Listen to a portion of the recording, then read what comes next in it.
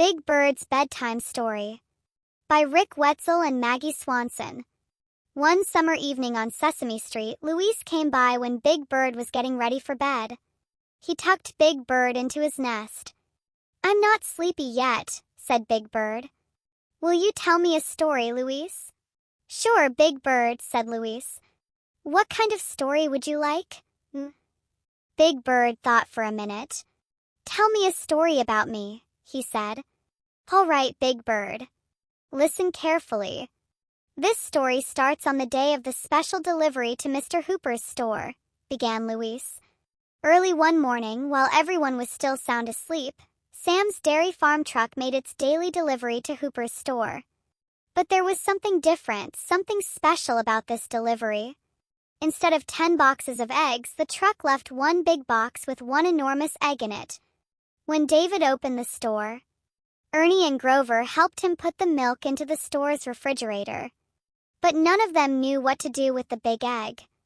"I didn't order this egg," said David. "Why, it won't even fit into the refrigerator." "Don't worry, David," said Ernie. "We'll take care of the egg." And that's just what they did.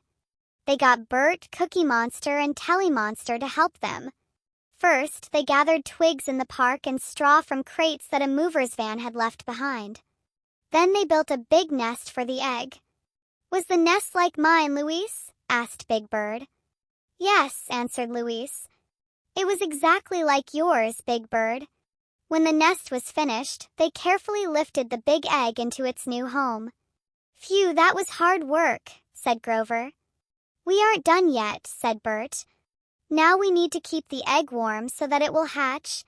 "What does hatch mean?" asked Telly.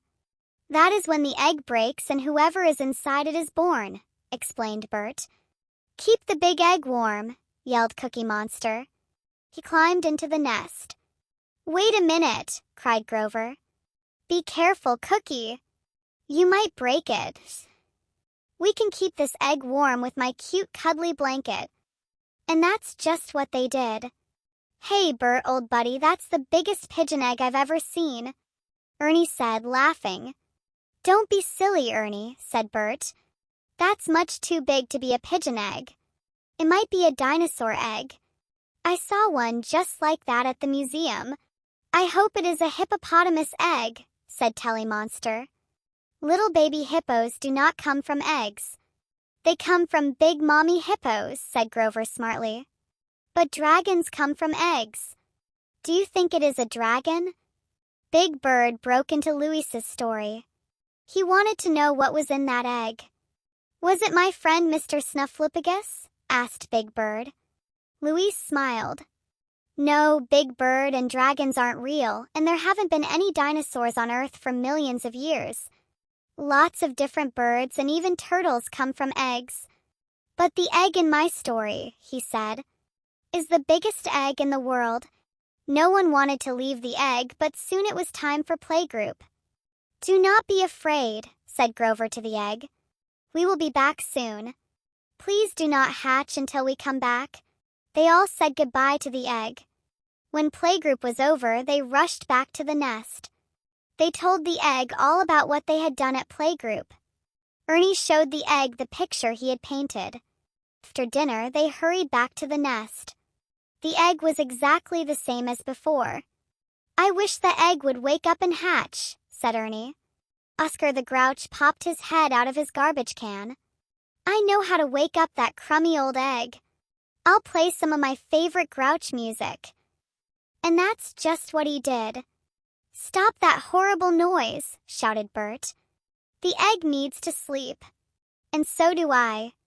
It was past their bedtime, so they all went home. "Good night," said Bert. "Good night," said Ernie. "Sleep tight, Eggy," said Grover as he tucked in the egg. "See you in the morning," said Telly. "Luis, I thought this story was going to be about me," said Big Bird sleepily. "Don't fall asleep now, Big Bird. Listen, we're coming to the good part," said Luis. The next morning, Grover was the first one awake. He couldn't wait to see if the egg had hatched. He kept tiptoeing up to the nest and peeked inside. "Come and look, everybody," shouted Grover. Telly Monster, Cookie Monster, Ernie, and Bert all came running to the nest. Even Oscar the Grouch couldn't wait to see what the noise was all about.